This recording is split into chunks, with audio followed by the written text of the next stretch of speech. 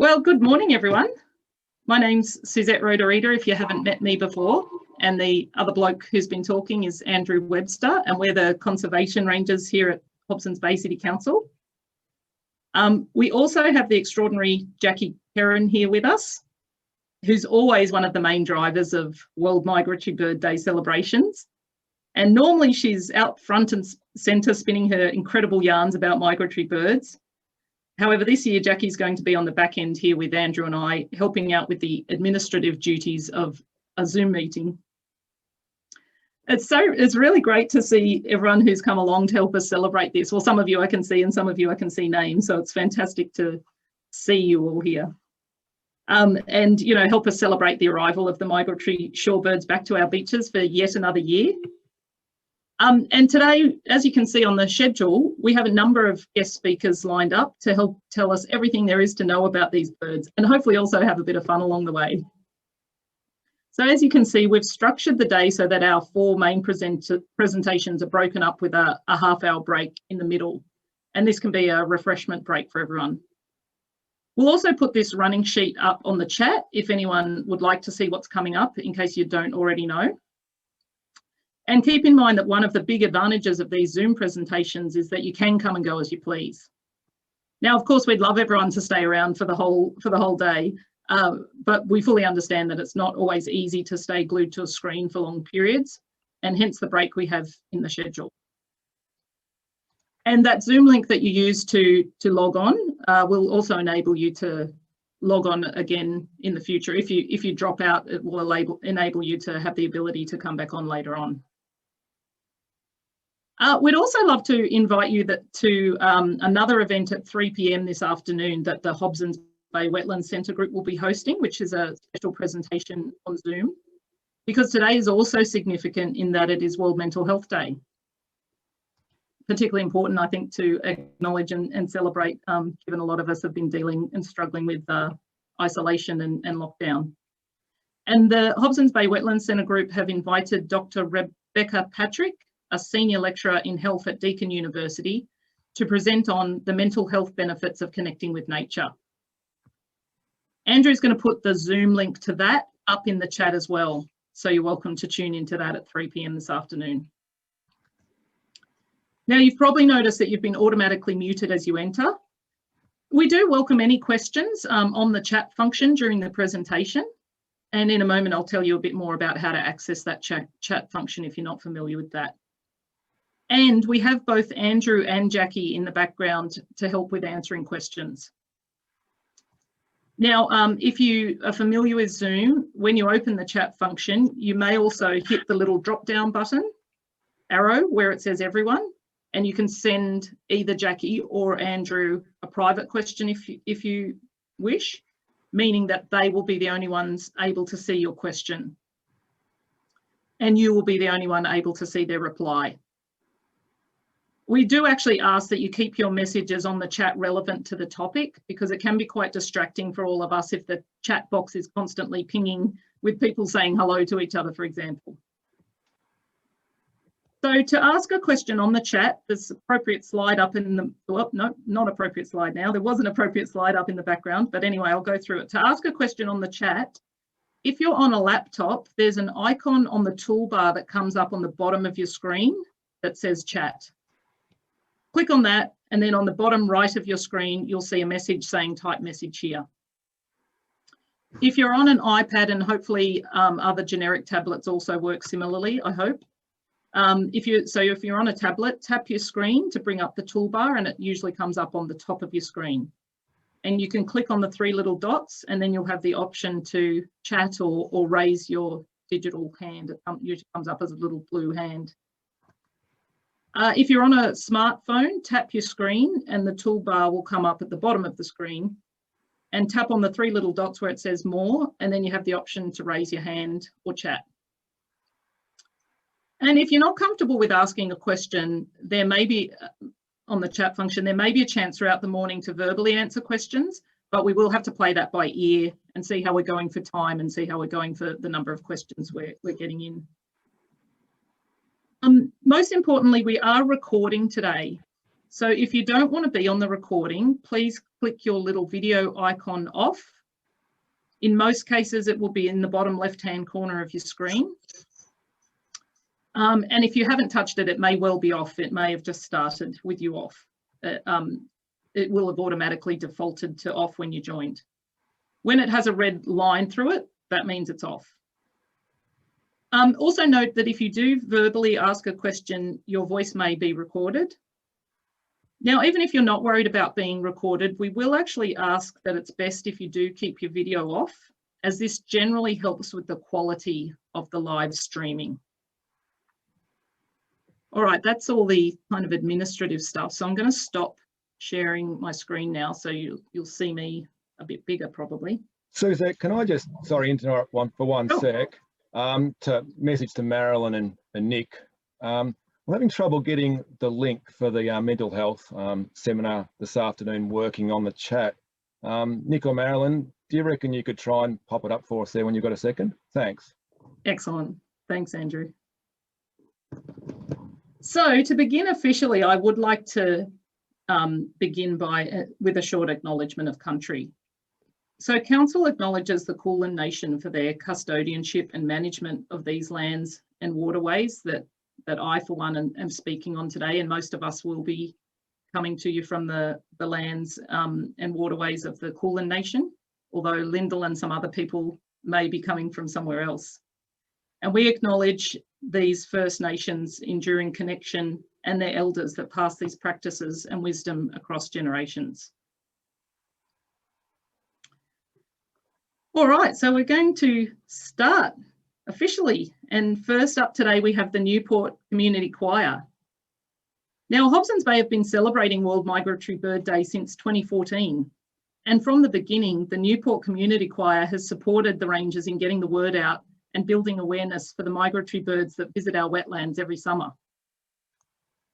At our first World Migratory Bird Day, the choir appeared over the crest of the hill in Newport Lakes Park, singing about the eastern curlew. A flash mob that brought smiles to the friends group who were elbow deep in mulch at the time, planting trees, maybe mud as well. When we share the screen in a minute, the first image will show just a picture, like a photograph of the choir gathering in the car park with their banner just before the event. And this year, 2020, will be the 7th year that the choir has lent its voice to our celebrations. But this year, in the light of COVID-19 and the restrictions, they've had to find another way to sing. So what I'm about to share with you is the Newport Community Virtual Choir. Each member has recorded their part individually, and then thanks to the amazing technical skills of Kerry Saxby, one of the choir's tenors, it has been edited into a wonderful whole. And this endeavour was supported by the Hobsons Bay Community Fund. And the Newport Community Choir is a group within the Newport Fiddle and Folk Club. Currently, the choir meets weekly on a Wednesday evening on Zoom for a sing-along. The choir founder and leader, Alan Davies, welcomes all voices, no audition necessary. So if you'd like to join in the singing, please visit the club website and see all the activities on offer. And Andrew's going to post the website up on the chat for you all. It's nwfc.org.au. Just a little note when I play the video, we'll start with a silent photograph and then it will go into the video. You may need to turn your own volume up on your computer if you're finding it a little quiet. Just so you know, my volume, all my volume functions are at 100%. So if you're finding it a little quiet, you'll probably have to turn it up on your own end. Depending on the quality of everyone's internet, the video may not be as clear as we would like. So if it didn't come through that well to you, Andrew's going to put up a copy of the YouTube link on the chat, so you can copy that and view it at your leisure at another time, or just play it again to enjoy it another time. So without further ado, here they are, once again, launching World Migratory Bird Day with a song. The music and lyrics are by Sue Kirkpatrick, and it's called Curlews Fly.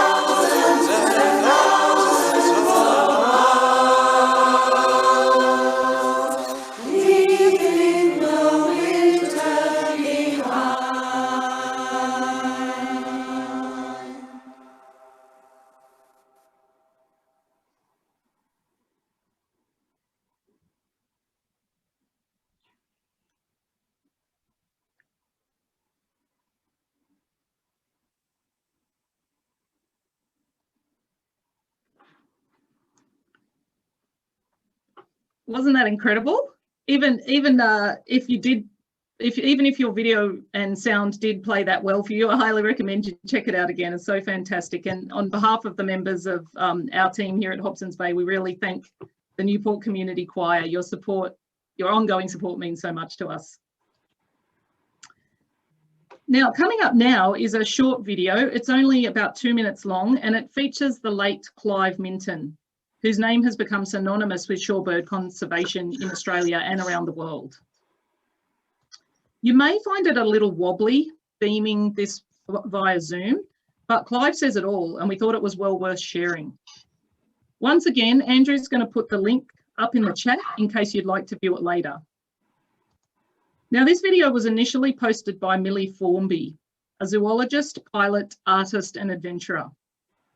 Millie met Clive on her first bird banding expedition with the Victorian Wader Studies Group and has grown into a passionate advocate for the birds. In 2022, she plans to fly around Australia, visiting schools and spreading the shorebird word.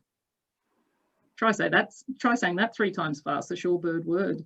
If you wish to participate, all the information is on her website, which Andrew can post up in the chat. It's wingthreads.com.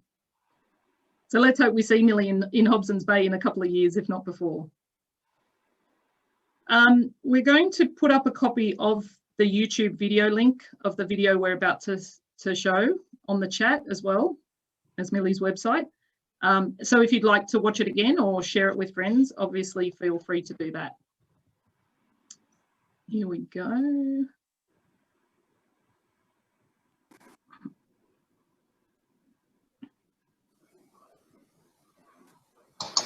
Well, here we are in the middle of the wet season on the north coast of Western Australia.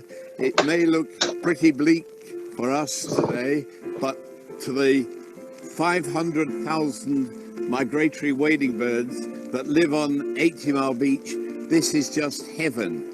They have evolved to be able to migrate a round trip of 20 to 25,000 kilometers each year. 10, 12,000 kilometers from here to the Arctic, stay up there 4 or 6 weeks while they breed, and then all the way back again. We've been banding them now for nearly 40 years, and we find the same individuals coming back year after year. 2 days ago, we had a catch of red knot. One of those birds, born in 1997, is in its 20th year. It migrated to the Arctic and back 18 times in that period. So that bird that we captured 2 days ago has flown just on migration alone more than the distance from the Earth to the Moon. Now that's a little bird the size of my fist, 100 grams. Think how big an engine it needs to take man up to the moon. This little magic bird can do that all on its own just by feeding in a really rich resource. The flyway is like a chain with links in it, these stopover points. And if you break a link by that stopover area not being an adequate resource, then you are going to greatly interrupt the whole of the migration pattern.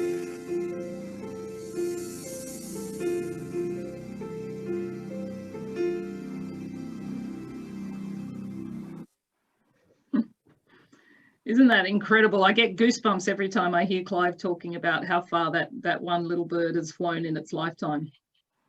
Oh, yeah, can you hear that? I've got sound in my background. Yeah, good, sorry. Suzette. Sorry about that. So now we're going to hear from Lindall Kidd. So Lindall, feel free to turn. Thanks. Yeah, you're ahead of me. Lindall's a shorebird biologist currently working for Birdlife Australia, and she just let us know that she's actually streaming from West Australia right now, which had me, for one, feeling very, very jealous. And Lindall has spent 7 years monitoring breeding shorebirds in the Arctic Circle. Today, she'll be giving us an introduction to migratory shorebirds, basically what they are and where do they go. Birdlife Australia has been a great supporter of ours over the years, and it's really great to have you back again, Lindall, this year. So thanks so much for presenting, and I'll hand it over to you. Just make sure you unmute yourself as well. Wonderful. Thanks so much for having me. I'll just share my screen with you all now. So I'm grateful to be speaking on my absolute favourite topic, which is, of course, shorebirds and migratory shorebirds. So thanks for having me. Can everyone see my screen? Wonderful. So we keep talking about shorebirds. Most of you probably know. I'm going to start at the very beginning. What actually is a shorebird? Generally, as you might have guessed by their name, they live at the shore, except if they don't. They usually have long bills. Well, except if they don't. And they've got short legs, except if they haven't. So when we talk about shorebirds, we're actually talking about an artificial group of birds, and they're usually associated with wetland habitats. There's over 200 species worldwide, and they all belong to the same sort of taxonomic scientific order, which I'm not going to try and pronounce. However, gulls and terns, which aren't shorebirds, also belong to this taxonomic order. So generally, when I explain to people what a shorebird is, I say a bird that runs along the shoreline, and that's because they're actually using that habitat to feed. So unlike gulls and terns, which are a bit more of a seabird, they might actually feed and fish out over the ocean, or they might actually land on the ocean, whereas a shorebird won't do that. It's feeding in the shoreline, it rests on the shoreline, hence the name. And often people call these birds waders, and they'll use those terms interchangeably. So we've got two types of shorebirds with us here in Australia, and unfortunately we're not going to give these guys too much attention. These are our resident shorebirds. They don't migrate anywhere. They actually rely on Australia's shorelines and wetlands to breed. So we're lucky enough to have them with us year round. And as a general rule, these guys are a little more brightly coloured and perhaps a little bit more gregarious in their behaviour. So some of you may be familiar with the one in the top left, the masked lapwing or masked plover with the yellow face, which is quite common in some urban habitats. But today we're here to celebrate our migratory shorebirds. And as a general rule, these guys are usually a little more sort of brown or grey in colour and a little more discreet. You may not notice them at first if you're in their habitat along beaches and coastlines. Now, I like to say there's always one exception to every rule, and that is the ruddy turnstone in the bottom middle. And you'll notice that this bird has sort of more brightly coloured orange legs, even when it's here with us in Australia. Now, shorebirds actually occupy an incredible variety of wetland habitat, ranging from freshwater lakes inland, even to filled grassland plains, inland salt lakes, rocky shores, sandy beaches. But usually our migratory shorebirds hang out on these intertidal sort of mud and sand flats or coastal habitat areas. We're so lucky in this country. We're very, very rich in shorebirds. So we have 18 residents that rely on our wetlands to breed. We have 37 different migratory shorebird species that regularly visit this country. And in addition, we can have vagrant birds blow in from different flyways, and I'll explain what I mean there further on. The thing to keep in mind is that unfortunately, shorebirds are the most declining group of birds in the whole world. And those declines are actually true right here in Australia. So 2 of our resident shorebird species are listed under our Environmental Protection Biodiversity Act, which is our Threatened Species Act, and 7 of our migratory species are listed. Now that's a huge percentage of our migratory species right here in Australia. Some of you may have noticed a little 8 in that bracket there, and that's because one of these species is actually split into 2 separate subspecies. It's a bar-tailed godwit, and it's got different subspecies pretty much on the east and west northern coasts.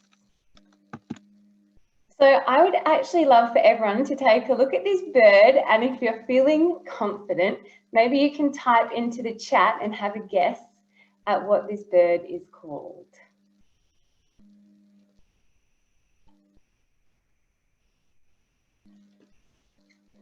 All right, I've had some funny guesses before, like Bruce or Magda or all sorts of things. I'm going to tell you, I'm not sure if anyone got it, that this bird is actually a red knot. Now, who thinks that that might be a bit of a strange name for this species? How about now? The name starts to make a little bit more sense.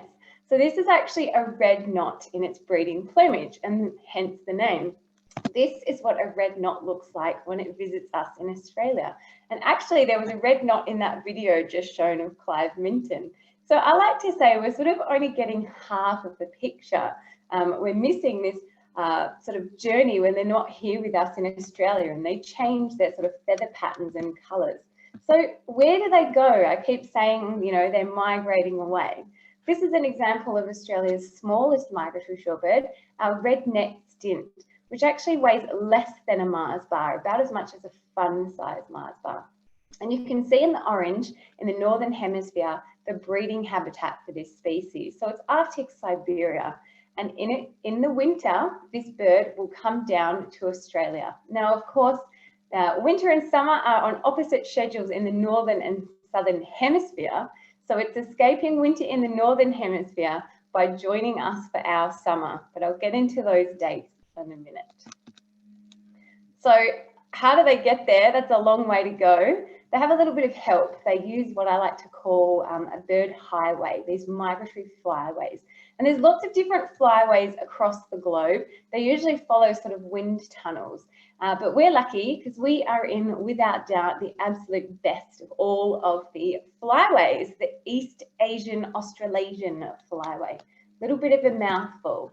The reason this flyway is the best is because it is the busiest for birds. We have over 6 million shorebirds that will use this flyway every year.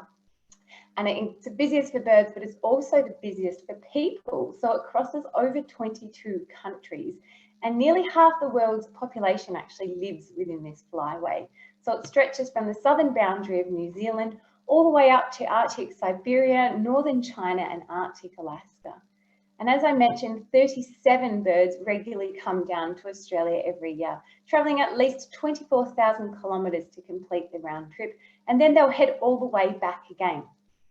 Now, remember, I did say there's always one exception to every rule, and most of our species head to the northern hemisphere. except we have one called the double-banded plover. Now this operates on a different schedule to the Northern Hemisphere migrants, and it flies between Australia and New Zealand where it breeds.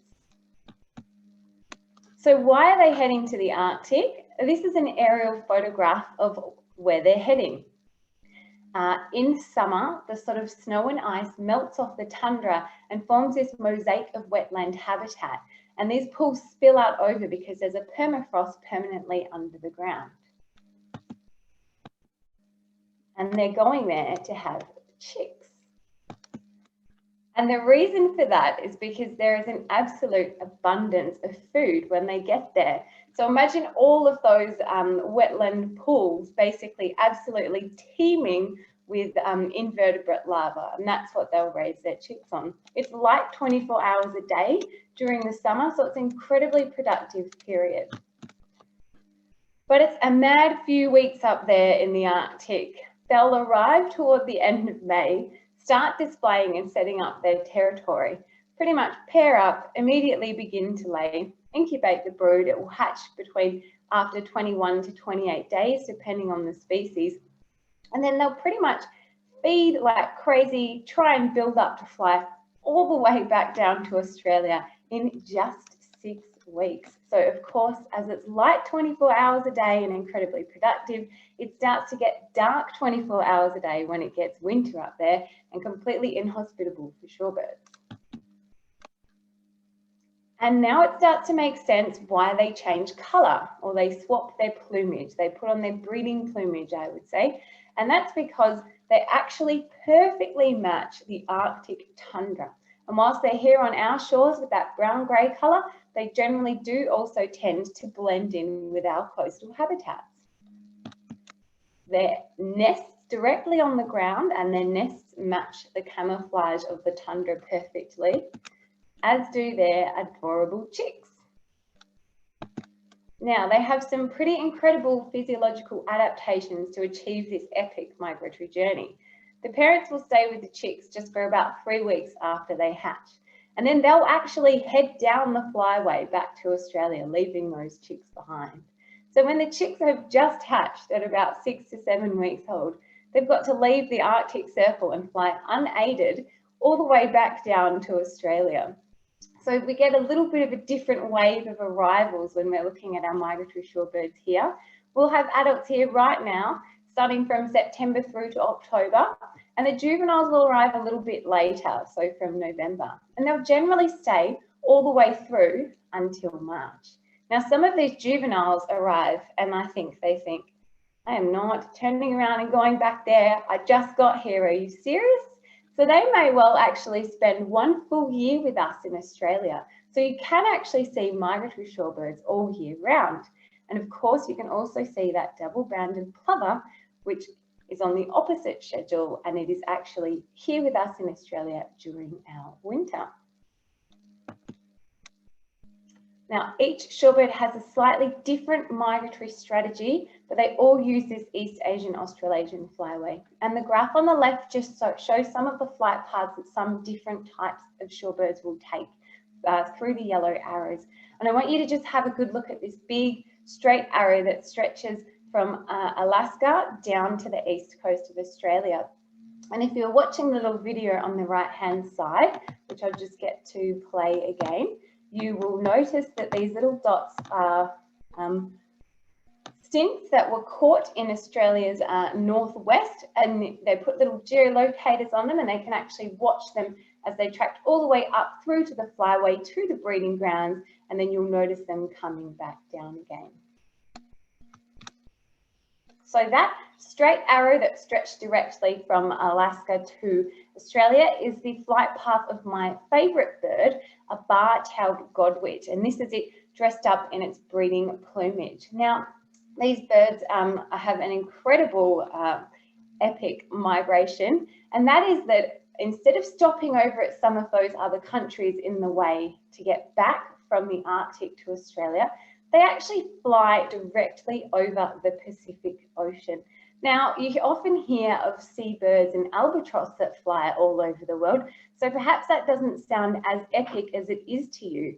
But remember that I said that seabirds actually stop and rest on the ocean, and shorebirds don't.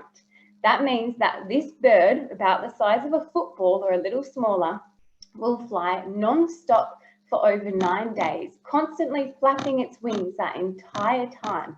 It doesn't stop to eat, and indeed it doesn't stop to sleep. And they're not even sure how it's physiologically possible. They think it might switch off half its brain while flying, or do little micro sleeps, or all sorts of things. Now, these birds are actually very long-lived, and they can live for over 30 years, which means that in their lifetime, they fly well and truly the distance to the moon and back, because they're covering, 25,000 kilometre round trip every year. And you can actually see these birds at Hobsons Bay. Now, unfortunately, I did say that migratory shorebirds are declining, and a lot of the threats they face occur within the Yellow Sea area. So one of the major threats to this group of birds is habitat reclamation. Their stopover sites along the way. They need to stop and refuel before they can make it to Australia. And unfortunately, a lot of the sort of coastal mudflats on which they rely are being cleared and developments being put on them. However, I just want to reiterate the importance of Australia for these shorebirds. So absolutely, Australia provides absolutely critical habitat for our shorebirds in our flyway. And this simple example of a small lagoon in Gippsland, 400 hectares, at 1.4 thousand red-necked stints were counted in that area. Now, 80,000 hectares of tundra would be required to support 4,000 red-necked stints. And of course, they're using the habitat in a very different way. They're feeding here so they can go back to breed, and they're all spread out when they're on the breeding grounds. But you really start to get a picture about how absolutely critical it is for us to conserve that 400 hectare lagoon in Victoria. They're also with us for the majority of their lives. They can be with us for up to 6 months of any given year in Australia, compared to that short 6-week snippet when they're on the tundra. So I like to say that in Australia, we're really looking after these birds on behalf of the rest of the world. And also, our resident species, of course, rely on our wetlands and beaches year-round to breed. So they're absolutely dependent on us. And like our Arctic nesters, they will actually lay their eggs directly on the sand. And they're often breeding on our beaches during our summer, which is, of course, the most time of high use. Now, Port Phillip Bay, indeed, is especially important for shorebirds. These sites are known shorebird count areas from a long-term monitoring program, and actually internationally significant numbers of populations of migratory shorebirds occur at many of these sites. That means that at any one of these sites, a certain percentage of the whole global population can be found relying on them. And that is indeed true for pretty much the whole stretch of coastline within the Hobsons Bay area. And they do face many threats here. Sometimes I hear people say to me, well, what can I do about the decline of shorebirds in the Yellow Sea area? There is actually a lot that you can do. Firstly, we don't really have it in order here in Australia either, where we're still developing their habitat right now. One of our internationally listed Ramsar sites that provides habitat for 2 or 3 critically endangered species is actually up for development right now in Queensland, where they're going to clear the wetland and potentially put a block of apartments on it. So that's Toondah Harbour in Queensland, and you can have a look about, I would encourage you to have a look at a read and get some further information about that. But indeed, closer to home, shorebirds still face major threats, mostly through disturbance whilst they're here. They've got to triple their body weight to make that migratory journey up. So they're pretty much spending all of their time just feeding frantically on our shores. But of course, they love to hang out in areas where we love to hang out. So they're threatened by people going about their business recreationally, potentially boating, fishing, if you're four-wheel driving on the beach. And the number one disturbance, especially in this area, would be dogs off a leash, or dogs that actually chase the shorebird. So always be mindful to just keep a safe distance and let the birds feed and get on with it. So how can you help these declining amazing species? If you're a birder, you can join our shorebird count. We do biannual censuses of the population pretty much at all wetland sites around the whole of Australia. And I'm proud to say that that program has actually guided international policy, because we have some of the most comprehensive data on these bird populations in this country for the whole flyway. So in terms of a citizen science project to get involved with, it's a pretty good one. You can have global impact with your data. Of course, reducing disturbance in coastal estuaries and habitats, especially following dog leashing requirements and guidance rules for specific councils. And if you are using that habitat, just following appropriate boat user or four-wheel drive guidance. But absolutely, what you need to do is help spread the word about the existence of these birds. So what you're doing right now is perfect. Celebrating them through a World Migratory Bird Day event. Consider sharing information with your family and friends, and potentially even hosting an event yourself. Now, I thought I would take the opportunity to quickly run through a couple of what I'm going to call the usual suspects, the ones that you're likely to see close to you. And I know that later on, Andrew is going to go into some more detail about where you can actually find the specific shorebirds in your area. But we did already mention the red-necked stint, which is the smallest of Australia's migratory shorebirds. It's about the size of a sparrow. And when it's with us, it's sort of grey-brown all over. It's got a short black bill and short black legs. And these ones actually occur all the way around Australia. Another common one you may see is the sharp-tailed sandpiper.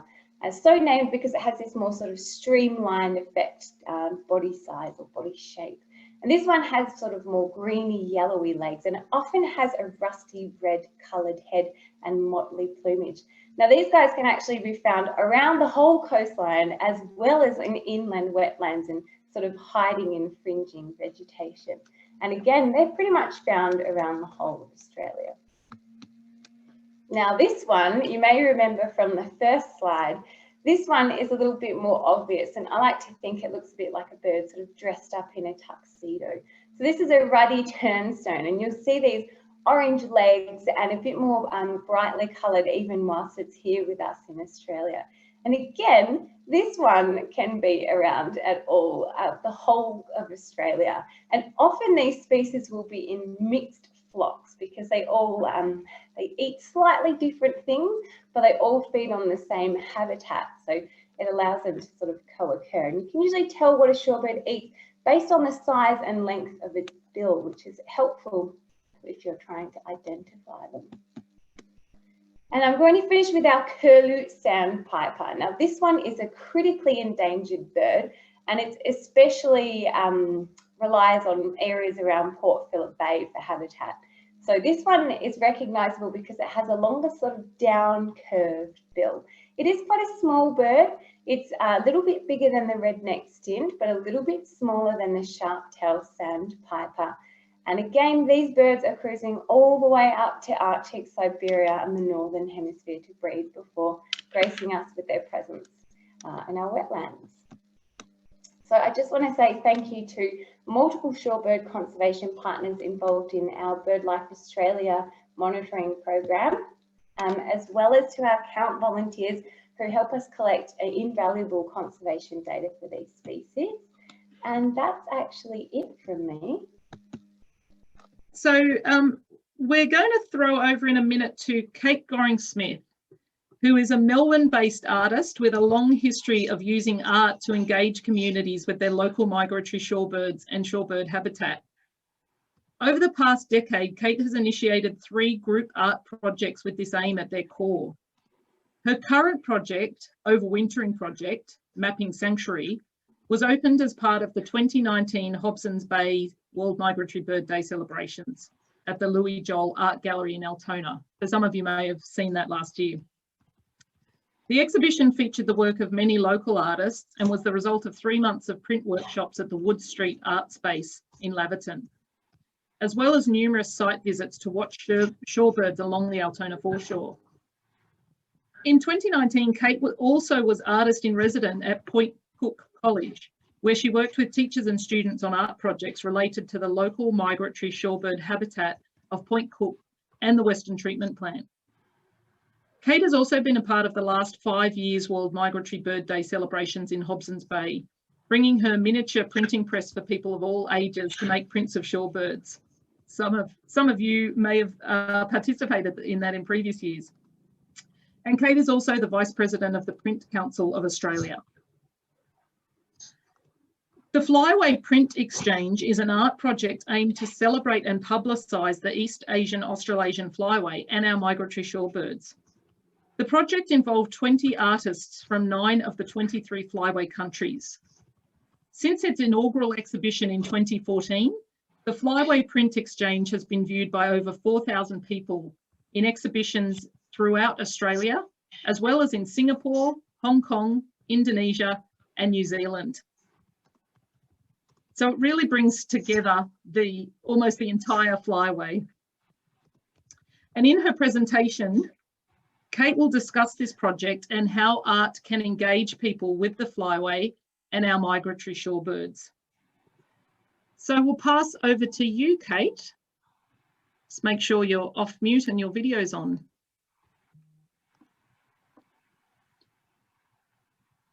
Do I share my screen?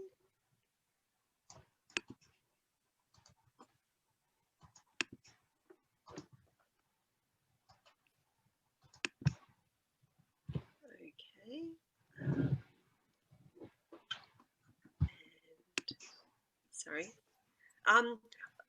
Sorry, I'm just getting distracted. But thank you so much for that, Suzette, and thank you for inviting me to be here. It's wonderful to be here today with everybody to celebrate World Migratory Bird Day, and I'm just that bar so that I can get to my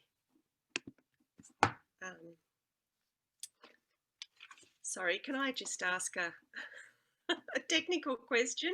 Can I move the bar top down, because I can't get to the screen share, the full screen bit of my PowerPoint presentation? There's a black like bar that's got the mute and the video one and everything. Can I remove that? I don't believe you can, but I think if you so are you in PowerPoint? Yes. I think if you press your little icon down the bottom left-hand corner of your screen, it will launch your presentation, and I think that will be fine. And we're not seeing the bar. Does that answer your question? Great. So yeah. That's right, with everybody's got that. We can see it inside of PowerPoint. So see right down the bottom of your screen. There's a little box that yeah, and go across to. Oh, there. That one. Hit okay. That one. That should. Yeah. Now we're seeing it. Okay. Ready to go.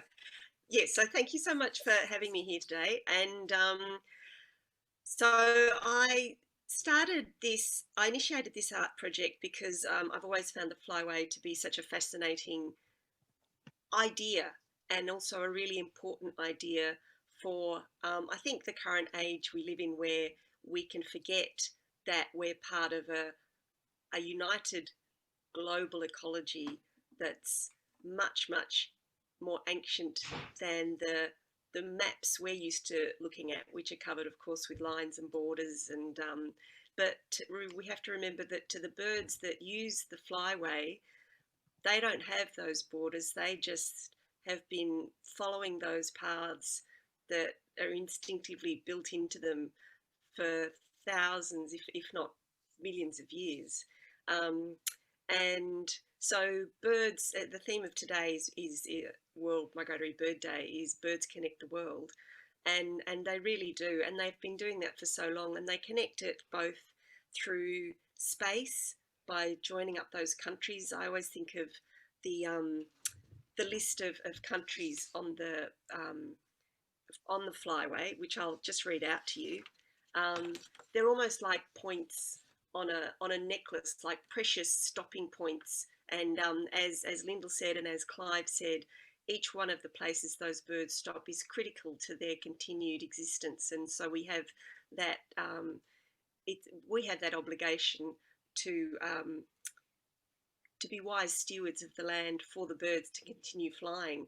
But I also like to think that the birds have been flying. They connect us through time as well, because of course, you know, I think of the birds flying while the Great Wall of China was being built, while, you know, through history, through those ancient times, those same birds following those same paths. It's a lovely poetic idea, the idea of the flyway, as well as being a strong scientific, you know, truth.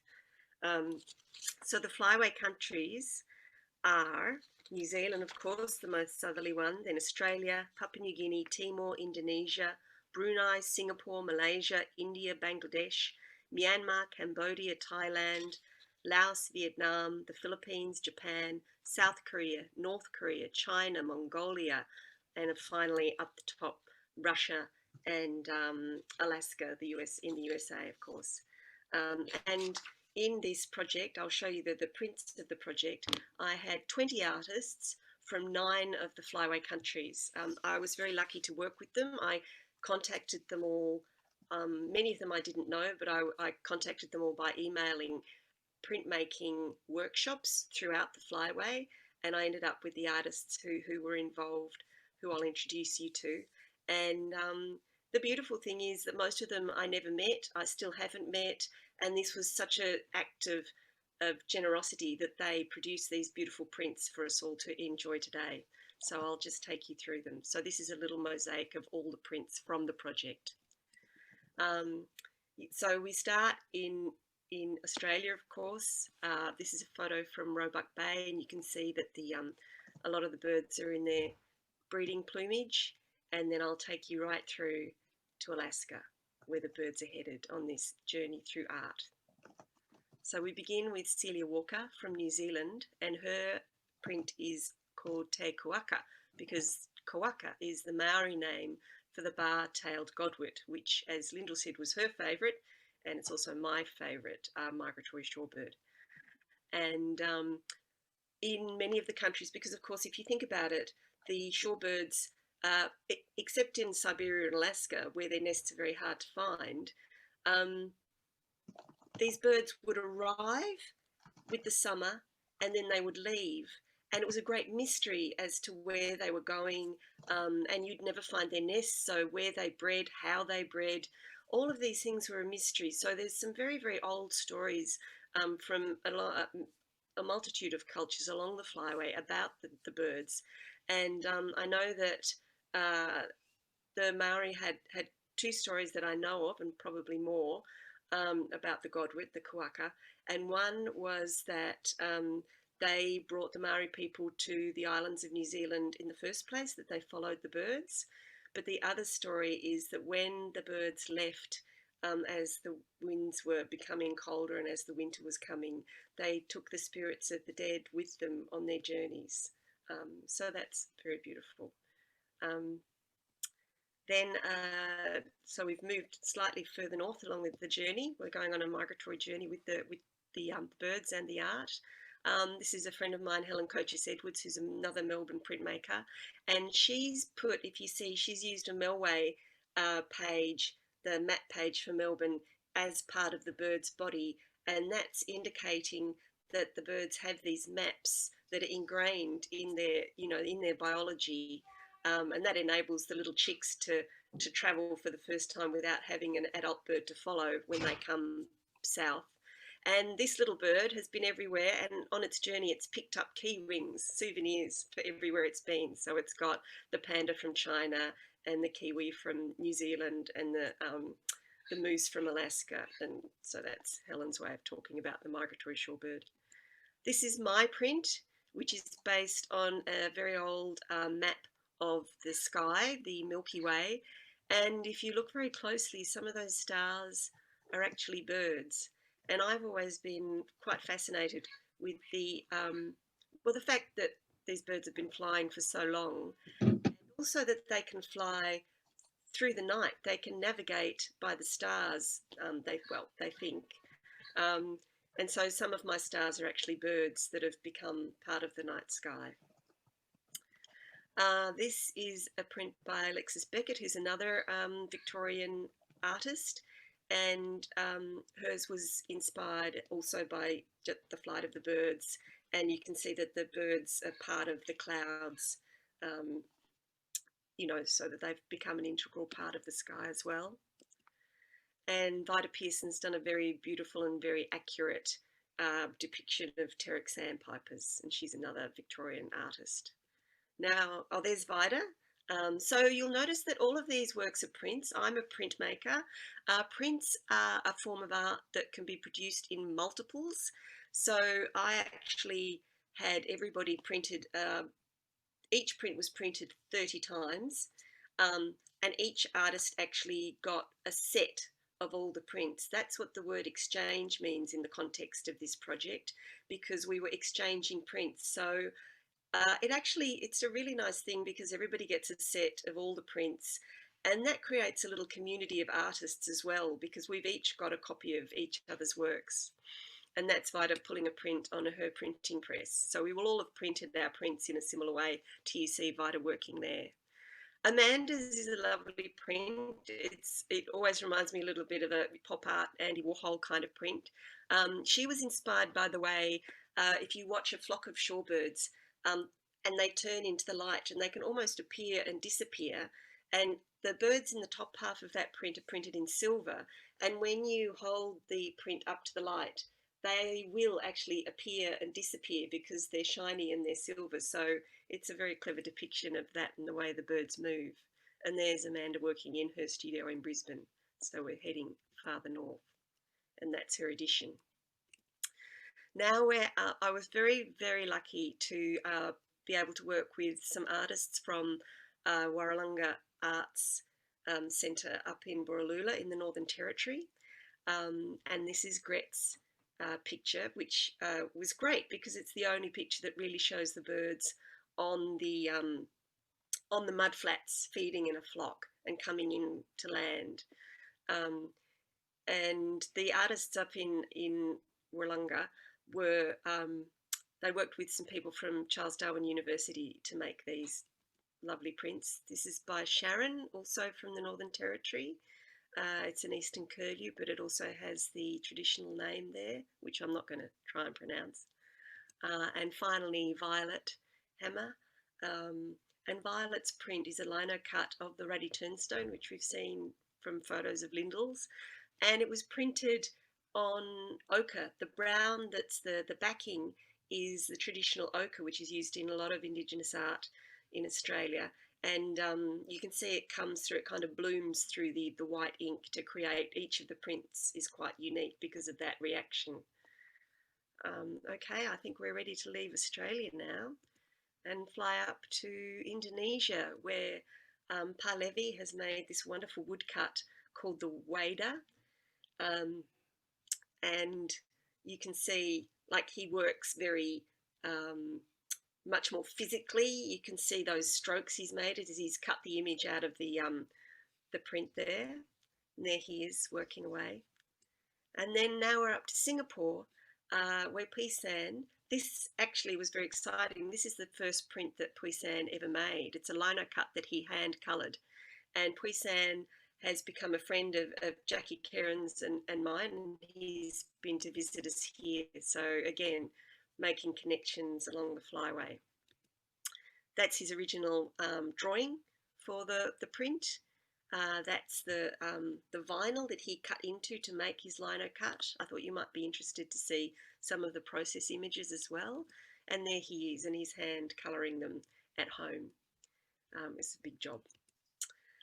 Now we're in India, and this was by the youngest participant in the Flyway Print Exchange, Radhika, and she made a little story about the birds and how they travel the globe for love, following their hearts. And so that was another, everybody was invited to respond to the idea of the Flyway, and it just was really lovely to see how each artist had a completely different take on it as well. and this is Kavita Shah, who's the other Indian artist. And as you'll see, hers are based on the traditional henna patterns of the bride, the Indian bride. And I like to think that this print is about how we all have to hold hands to make one chain along the flyway to protect these birds. We all have to help each other. Now we're up to China. I've got 3 artists who came from China. Feng Jianming, the first here. His beautiful picture is almost, you know, captures the magic of how the birds defy our own imaginations to pass from one hemisphere to the other every single year. Xiaohua, who I'm still in touch with, this is another beautiful moody print. There's just the story of how I had to get the project description translated into Chinese in order to get artists from China. And when I was sent their prints, and I saw this one in particular, which, as you can see, it's geese. It's not a shorebird. And I said to my husband, oh, they're not shorebirds, they're geese. What am I going to do? And he just said, calm down, calm down. This is an art project. It's okay. So I got a bit of perspective. And it's a beautiful image.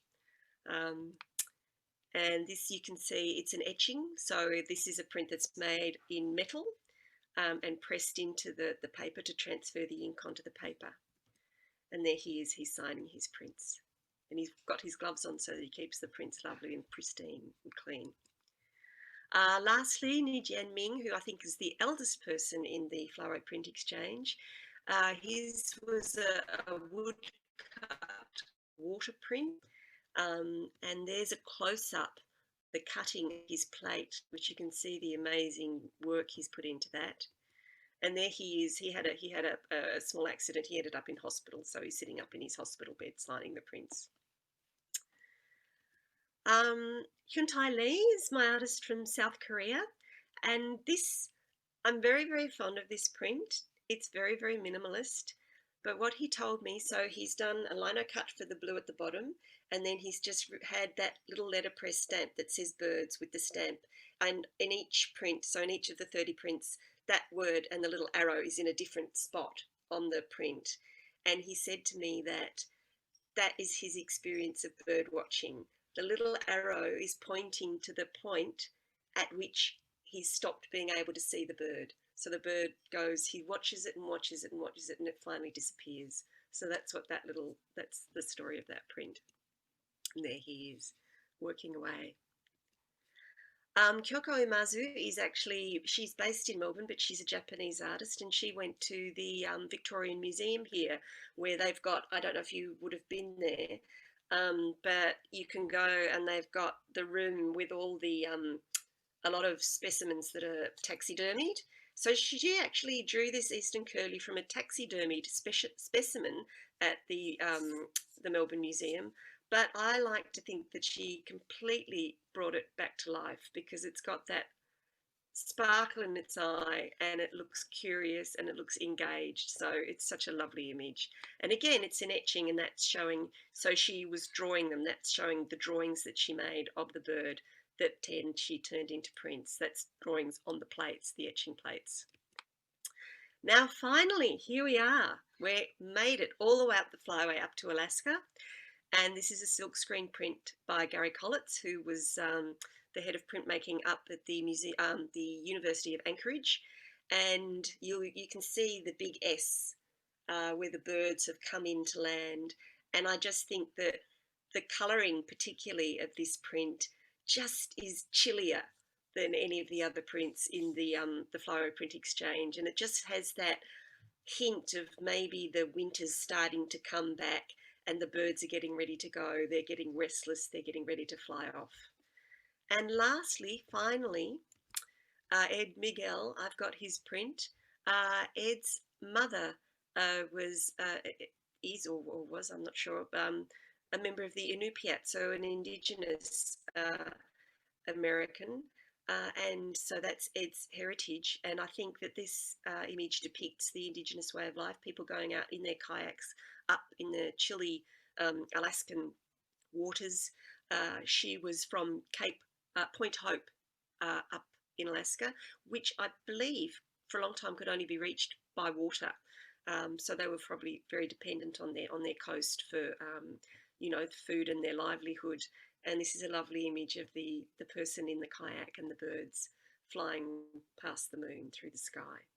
So that's the last one, but the story's not quite finished.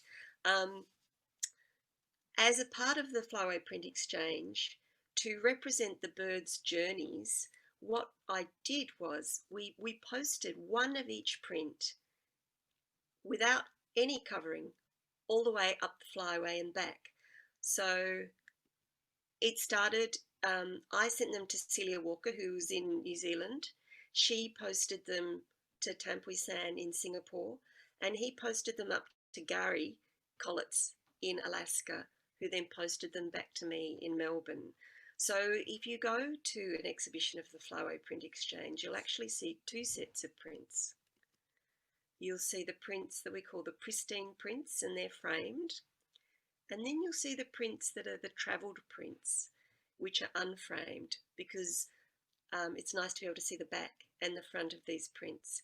And they've got stamps, and they've been folded, and they often have sticky tape, and they've got addresses that have been rubbed out and rewritten.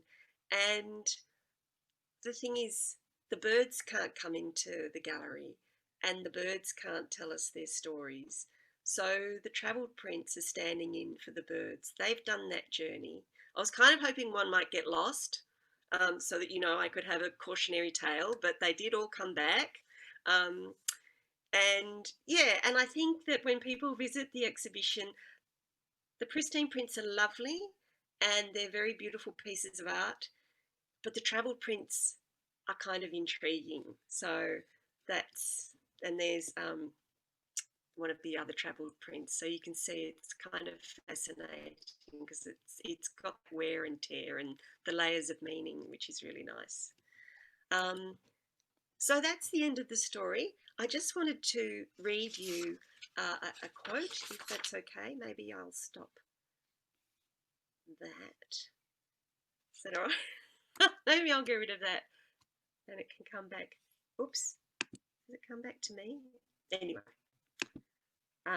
it doesn't really matter, but I'll leave you on that to enjoy while I read this quote, which I did send to each artist, and which is from a book. It's from a book called Invisible Connections, which was published by the CSIRO. Invisible Connections, Why Migrating Shorebirds Need the Yellow Sea. And I'll just read it quickly. From a human perspective, Australasia and the countries stretching along the Pacific Rim are already connected in important ways by history and commerce, alliances and agreements. Less frequently, however, do we consider the ecological connections between these nations, spun by the dramatic journeys of migratory birds. Their globe-spanning flights link countries separated by thousands of kilometres, as well as those separated by ideology, language and culture. In a world where diplomacy can seem a daunting challenge, these fly readily from country to country, with dependence on all but allegiance to none. A feather grown to grace the breast of a godwit in New Zealand may someday be used to line the nest of a tundra-dwelling songbird near the Bering Sea. Tiny grains of stony detritus washed down from the highlands of central China may frame the burrow of a mud-dwelling worm in the Yellow Sea, a worm that helps fuel the flight of a great knot when it stops en route from the tropical coast of Australia to the wind-blown summits of the Chukotka Peninsula. Near the shores of the Sea of Okhotsk, a young Nordman's greenshank may leap from its nest in a tree to gorge among the wetlands of Sakhalin, only to fall prey months later to a hungry raptor along the shores of the South China Sea.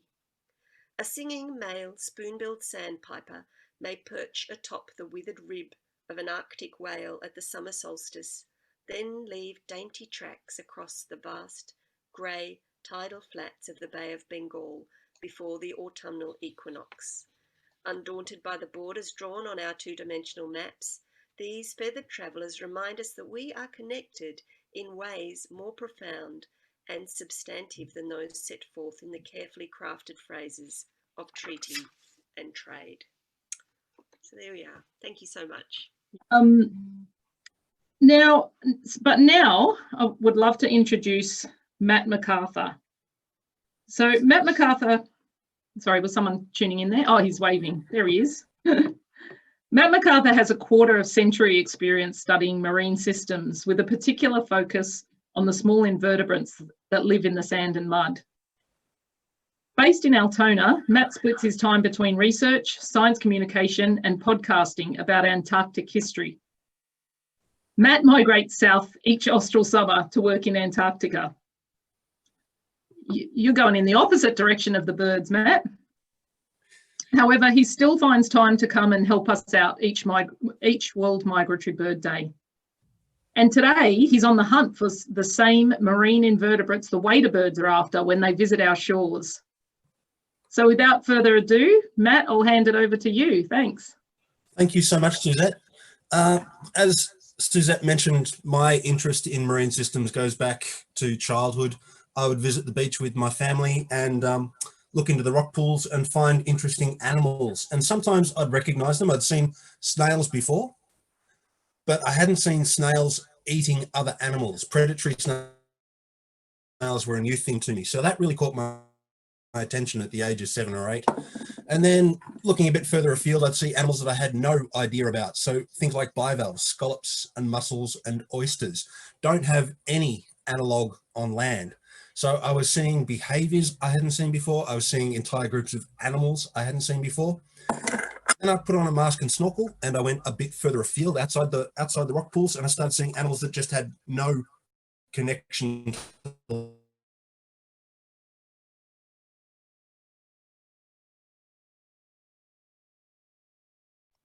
land.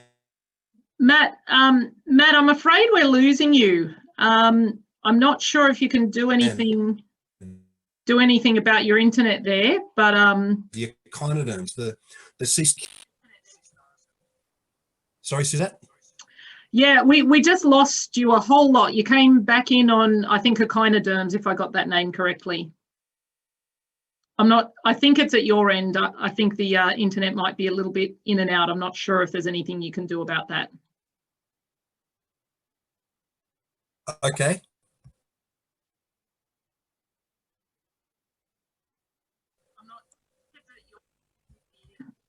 You just check that I'm unmuted, please. Yep, we can hear you. You're unmuted. Okay, so I would put on my mask and snorkel and go snorkeling and see animals that I had no idea about. Animals like echinoderms, which are the sea stars and the sea cucumbers and, sorry, sea urchins, which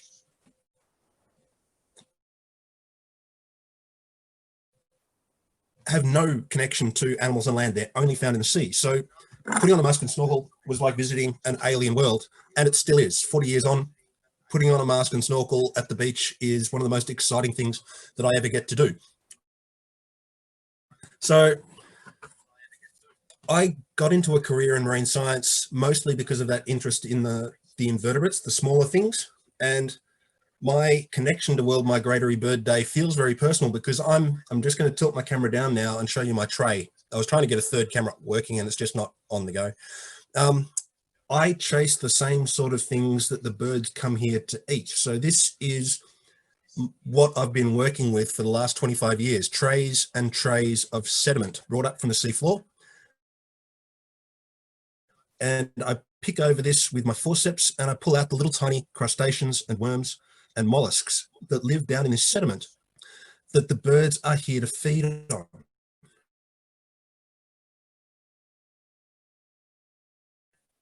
So, well, that I went out on the low tide this morning is pick over that live with you now and see what we can find in my tray. So I'm just going to highlight my microscope. So that should now be showing you the close-up view of my tray. I'm seeing Suzette nodding. So I'll start picking over that and see what sort of invertebrates we can find. These are the things that the birds are looking for, and hopefully we'll see the animals themselves, but we'll also see the trace of the animals that the birds might follow. If they're looking for these things, sometimes there are little clues to where they're living, little trails or burrow burrow entrances. I'll try and move this slowly so you don't get too seasick. You can see some seagrass here. Seagrass is a plant that has an evolutionary history on land. They are a flowering plant, so they're separate to all of the algae in the sea, which are, we call them plants, but they're more closely related to bacteria. This is a true vascular plant and it does flower. So it has that evolutionary connection to the flowering plants on land, and it's just recolonizing back into the sea. And it's only found in the shallows because it needs lots of sunlight to make the food that it uses, which then acts as food for other animals. Not many animals can actually digest seagrass. The local swans are about the only species that can eat this stuff directly, and even then they can only eat the very, very freshest growing parts. Manatees and dugongs up in the tropics will eat it, but locally it's mostly providing habitat for other organisms. There are plants that live on, or algae that live on the seagrass, and animals that live down amongst the seagrass. It's providing habitat over a soft sediment. So where there would otherwise just be sand and mud, two-dimensional habitat, it's consolidating the sediment. It prevents it from getting washed around in the wind and waves as much as it otherwise would. And the algae that grow on the seagrass can then act as food for grazing snails and other species. And that's where the protein starts to come into the equation. So you've got sunlight growing a plant, and the plant acting as a substrate for animals to feed on their algae and to live amongst, with a bit of protection from the predatory fish. So that third dimension is almost like a forest to the little animals with their very keen eyesight and their very pointy beaks or bills, and sift these animals out. And here's our first little candidate. I'll just get that one under the camera. Where are we? There we go. A little grazing snail. Now that would be about 5 millimeters from side to side. It's got an operculum at the entrance to close the animal in and protect it from predators, but it's not got a thick enough shell to protect it from any sort of wading bird. A lot of wading birds are able to peck these things open, even the larger specimens, but in this case, it's actually small enough to fit down the throat of most of the wading birds that we get visiting. So that would be eaten whole and digested, perhaps broken up by the crop a little bit. So that's a mollusk, and again, familiar from the grazing snails that we have on land. See if I can find a predatory snail for us. The birds don't much care about what they eat so long as they eat a lot of it. These animals are really small, so it takes a lot to fill up an animal's stomach and give it the energy that it needs to make that huge journey back to the north again. Or in the case of the Arctic terns that come visiting, all the way down to Antarctica and then back up to the Arctic. Not a huge amount of action. This is actually quite a coarse sediment. I went straight down Grieve Parade from my home today and sampled in the high tide, very close to shore because my gumboots were about to get overtopped. So this was really close to the beach where it's been replenished with fairly coarse sediment.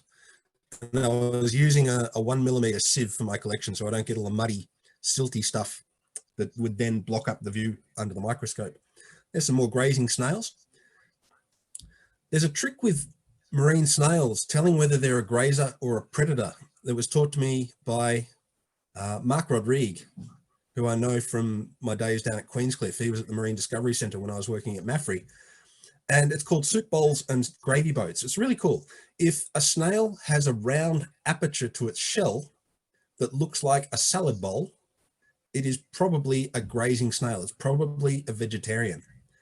If it's got a little flute on the side of its shell that looks like you could pour gravy out of it, it's probably a predator. That little flute is where the animal will stick its proboscis, a little tube of flesh coming off its front, and it will use that proboscis to give itself a directional sense of smell. It can sniff to the left and to the right and work out where the best smelling meat is. So soup bowls and gravy boats was a great boon to my sharing mollusk information with the students that I take to the beach. So this is one of the soup bowl ones. I won't bother it and roll it over. I want to get some of these animals back to the beach later on and release them. And I don't want them to be too stressed. So I'm trying to keep the water cool and keep replenishing it every couple of minutes just to keep the oxygen up to them. You can see they've got little fleshy lobes coming out to the front. They are using a bit of a directional sense of smell, but they're not hunting. They're just grazing. And you can see them working over the sediments there. Some of these snails won't go to the seagrass to get their algae that they want to chew up and digest. They'll just graze it directly off the sediment. Port Phillip's a very shallow body of water for its surface area, and a lot of the productivity, a lot of the photosynthesis that goes on in Port Phillip is happening on the surface of the sediment, where in a similar sized body of water that was a bit deeper, it would largely be in the phytoplankton, in the animals living in the water column itself. And that's part of what makes Port Phillip such a huge waypoint for these waders. It's got tremendous shallow waters where the productivity is happening on the surface of the sediment. So the secondary productivity, the conversion from plant matter or photosynthetic matter to protein in animal form, is happening in those shallow sediments. So there's this tremendous wealth of food really close to the surface that the birds can access. It's not unique in the world, but it's the reason that we have a Ramsar site just kilometers from my home. We are really privileged to be such a huge waypoint for these birds, and that we have so many species visiting here. I'm going to dig down a bit now and see what's going on beneath the surface. We treat the surface sediments in Port Phillip mostly as a two-dimensional surface. When we go snorkeling, we swim over it and it looks like a flat paddock, and we don't give it much consideration. But there's a tremendous amount of life going on beneath that surface. These animals probably make up more biomass in Port Phillip than all of the dolphins and snapper and flathead and nudibranchs put together. There's more soft sediment habitat in Port Phillip than any other sort of habitat. And there's more biodiversity and more biomass in the sediment than there is swimming around free in the water. Even when you take into account those right whales and humpback whales that came into the bay, that's a big lump of protein in a single animal. But compared to the number of heart urchins and mollusks burrowing around in this sediment, it just pales in comparison. So the birds are onto a winner coming into Port Phillip waters and feeding up the way that they do. I'm not seeing a lot of worms in this coarse sediment. I think I must have filtered them all out at the 0.5 millimeter scale. But fortunately, I've got some that I prepared earlier. So I'll switch over from my sorting tray to some of my Petri dishes. So when I first got home with my sample of seawater today, I might actually put that on a white background. Hang on. There we go.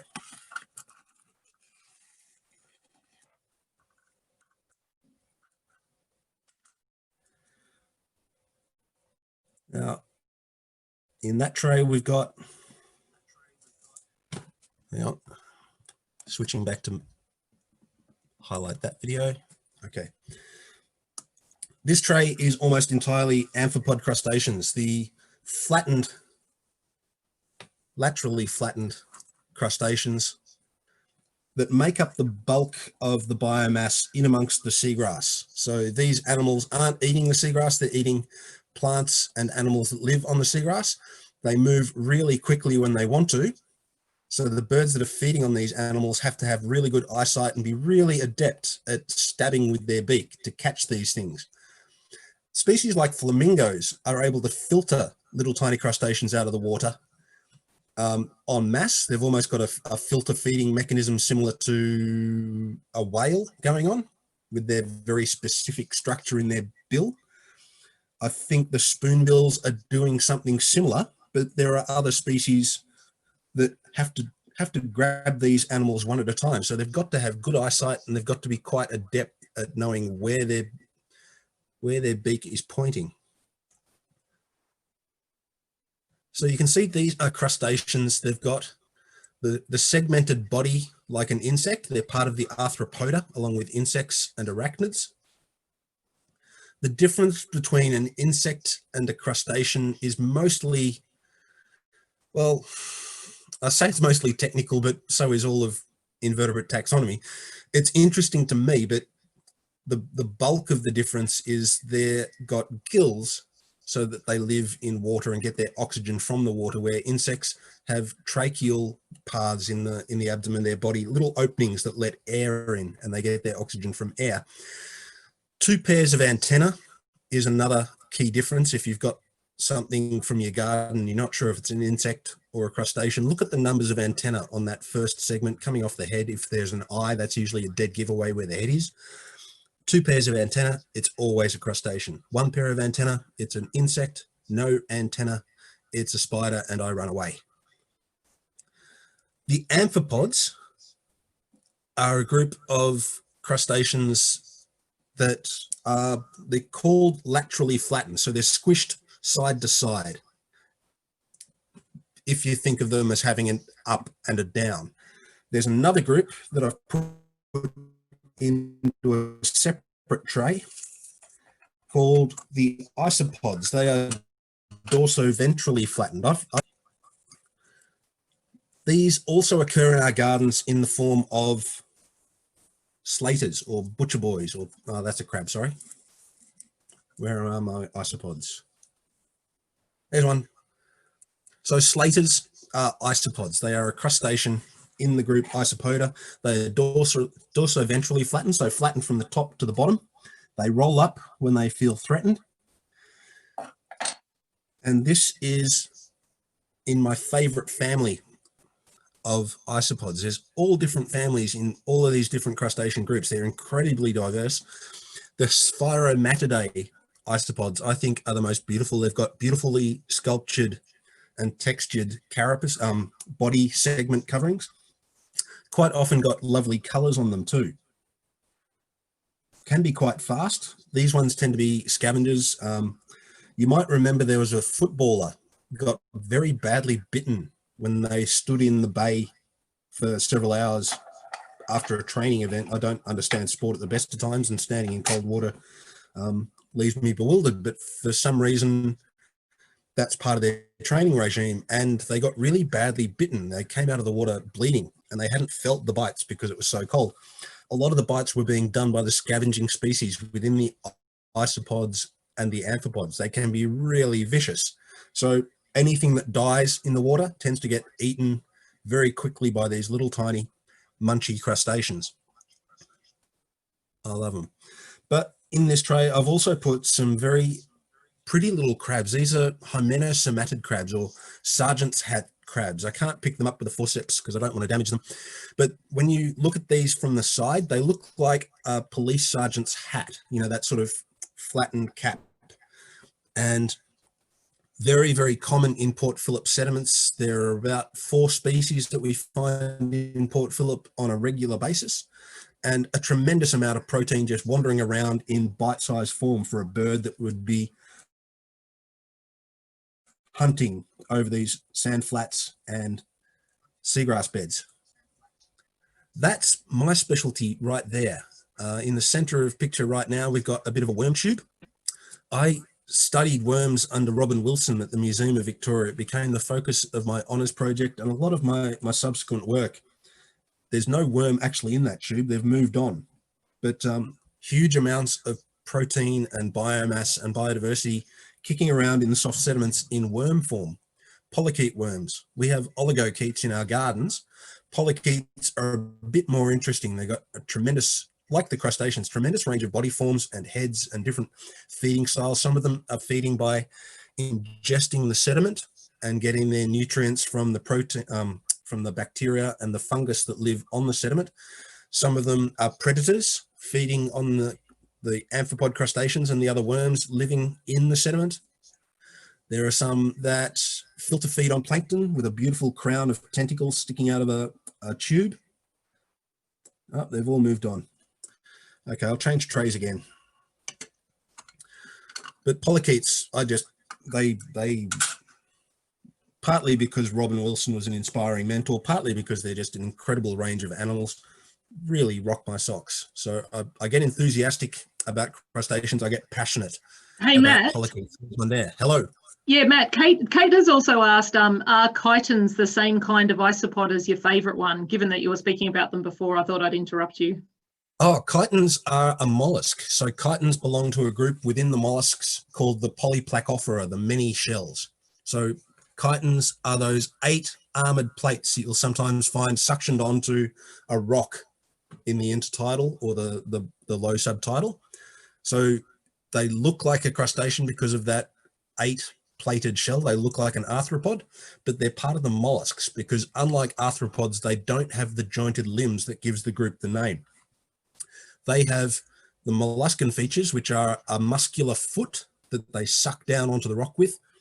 They have a mantle covering their organs, gills for oxygen, and yeah, those are the common features of all mollusks. So that includes the Polyplacophora, the chitons, the snails that I've already discussed, the bivalves that I'm about to come to in a moment, and all of the octopus and squid. And it's this ridiculous disjunct in the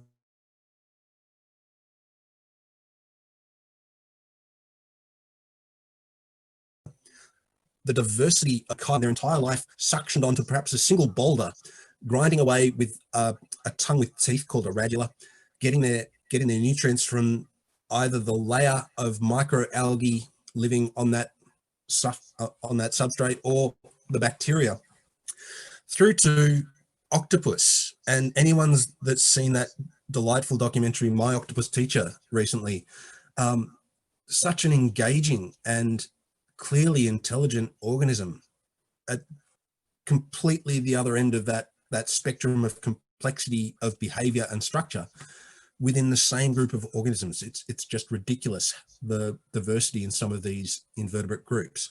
And it's really interesting to me that invertebrates are starting to catch attention and drive passion to the same extent that dolphins previously sort of held the exclusive ground. All through my career in marine science, people hear you're a marine biologist, they, oh, you must love dolphins then. It's like, well, they're cool, but that's not what drives my interest.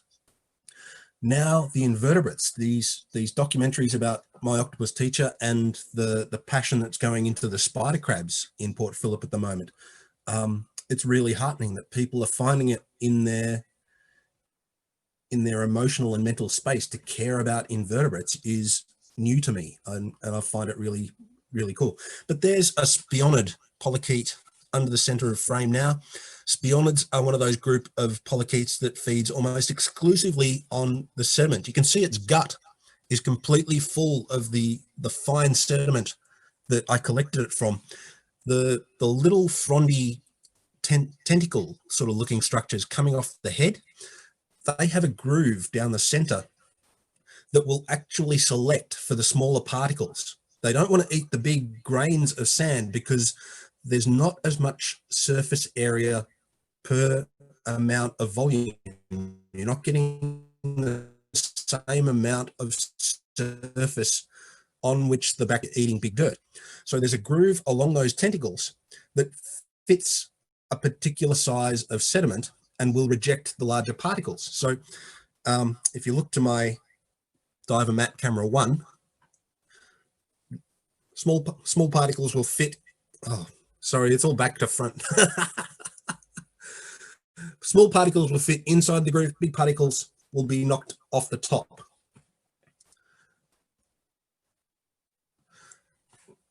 And that way they get to select for the smaller particles, they get more bang for each mouthful. And you can see that the sediment is actually moved down through the gut. So it's about an hour and a half since I did my sampling. It's taken an hour and a half for the sediment to move from the mouth parts to where we can see it in the gut now. So it's probably got a 4-hour gut retention time to digest as much of the bacteria and fungus off of that sediment and get its nutrients before it's pooped out the end of the pygidium. And you can even see the muscular action going on in there, that peristaltic motion. They're trying to get the maximum amount of chemical interaction between their gut enzymes and the sediment. So it's pumping it around. It's making little motions inside the gut that will keep that chemical circulation and maximize the amount of nutrient that it gets for the gut retention time. After about 4 hours, it's sort of done as much as it can. So it's not a long digestive process like a cow. It's pretty straightforward stuff. Get the sediment in there, digest as much nutrient off it as you can, and get it out the back end so you've got room for more. Moving on from my spionid.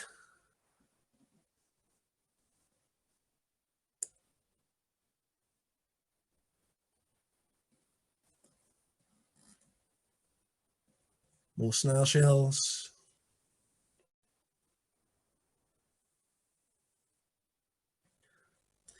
There is a sea urchin test.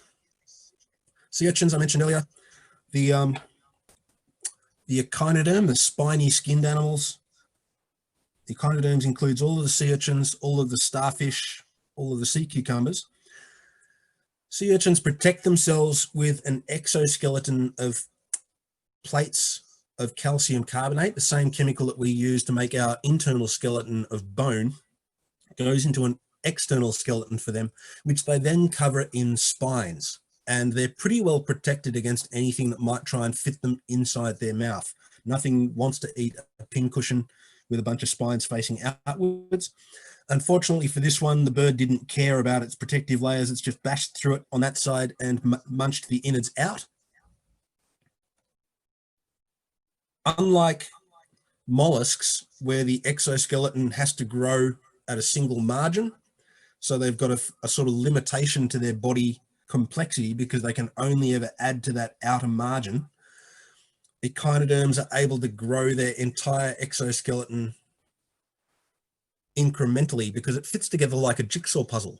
It's really cool. When you look even closer at a sea urchin test or exoskeleton, it fits together like a beautiful jigsaw puzzle, and each piece of that puzzle can add to its margin. So they can grow that exoskeleton in all directions at once, where a snail or a bivalve mollusk can only add to the most recently deposited margin. Crustaceans grow bigger by shedding their exoskeleton, so their complexity of body can't get away with that incremental growth along a single margin, and they don't have the cellular complexity to do what the sea urchins are doing with their jigsaw puzzle growth. It's interesting, sea urchins are more closely related to us than the other invertebrates. There's an early stage in our development where we grow our anus first. We start off as a blob of cells and we grow an anus. We are second to grow the mouth. We got the name deuterostome, which means second to grow the mouth. I think we should have been called proto-anus, first to grow the anus. But that sets us apart from all of the mollusks and the crustaceans and the worms because they are protostomes. They grow their mouth first. So at some point in the history of the development of life on Earth, the echinoderms split off from the protostomes, and we were part of that split. We are more closely related to a sea star than we are to a squid or an octopus. And I'm fine with that, but it's just weird that our closest relative sort of has this limiting body structure. They have radial symmetry, where most animals split down the middle and have a left and right side. Echinoderms have multiple sides. I'll switch to this camera as the main, because we've got some fairly big stuff going on now. Sea urchins and sea stars have radial symmetry, so they don't have a front and back, which is hard to think about. Like, what's it like to live as an animal with no front and back? Part of the problem with that, well, part of the advantage of that is that they can lose body parts and regrow them. They've got radial symmetry. They don't have a head. There's sort of no critical single structure that you can stab at and kill them. In fact, if you cut a sea star into its separate arms, each separate arm can grow a new sea star. So there is redundancy in that, and it's a huge advantage in terms of survivability. But because they don't have a head, because they don't have a central processor for all of their sensory inputs, they've never gotten particularly complex. All of the smart animals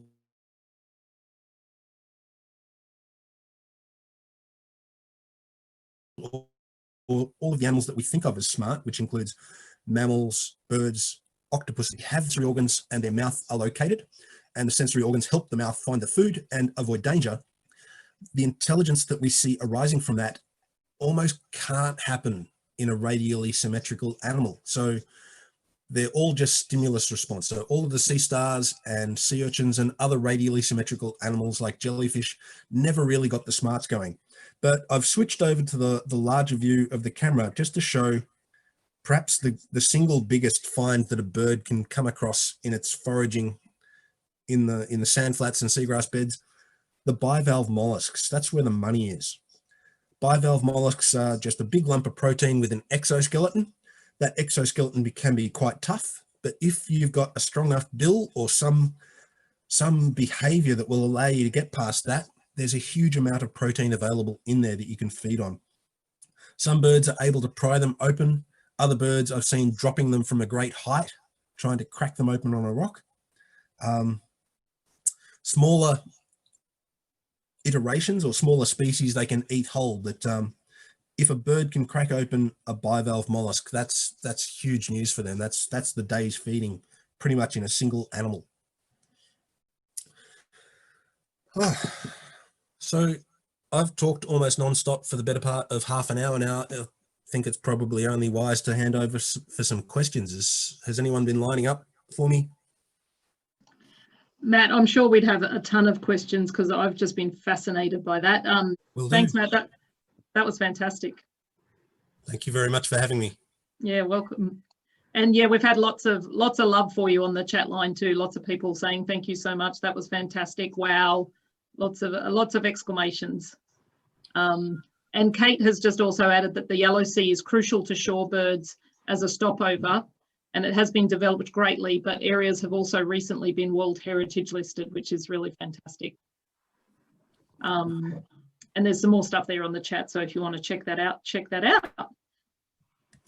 And if there's nothing else from Andrew or Jackie, I will move on. And next, we thought that Andrew should at least show his face sometime today. So now I'm going to hand over to my partner in the conservation ranger space, Andrew Webster, to help us find some of our migratory waders in Hobsons Bay. Now, also, if you have been sending any private chats to Andrew to him to answer, please start sending to myself or Jackie. You can send them to everyone if you want, but if you have any sort of private questions or technical questions, please now direct the chat to myself or Jackie, as Andrew won't be able to answer them. Over to you, Andrew. Thanks, everyone. I hope you got me there. Thanks, Suzette. Hi, everyone. Hope you've enjoyed the day so far. It's certainly not going to be a case of saving the best till last, but I did think in organising the order of speakers today that we'd best off sort of telling you all about the birds, and now Matt's shown you all the cool stuff along our shoreline that they're eating. But it was probably best to do that first, and then I'll try and answer that question of where can we find these birds locally ourselves. For those of you tuning in from places other than Hobsons Bay, welcome. Please visit us sometime. It's a great place. And I still think I'll have enough nice pictures to show you to keep you interested. I'm just going to start off today by just doing a short acknowledgement of country. To that end, I'd like to acknowledge the peoples of the Kulin Nation, they being the traditional owners of the lovely shoreline and coastal areas which the birds are coming to visit here. And we also get great pleasure from ourselves, of course. And we recognise the First Peoples' relationship to this land and offer our respects to their elders past, present and emerging. Now, in today's presentation, I'm just going to start with showing some lovely images taken by another Andrew. It's a great name, one of our local bird observers. The photos you are about to see have all been seen or taken within the last 12 months, mostly in the last month or so. There'll certainly be a few repeat images of birds that Lindall and Kate have had up on show, but this is just the proof that they are here, and they are here now. Without repeating what we've already heard today, I'll probably just mention a quirky fact or two about each bird, particularly for those who might not have been here this morning. Then I'll show you some maps of areas around Hobsons Bay here where we can see the birds and zoom in for a little closer look. And then I'm going to finish up with a few tips on how to spot the birds. Just before I bring up my slides, I thought I'd just briefly mention the bird, the photo above my head here. This is a little redneck stint. It's a beautiful photograph taken a few years ago now by a friend of mine, Peter. You'll notice the orange tag on its leg. I just sort of thought that was probably worth mentioning.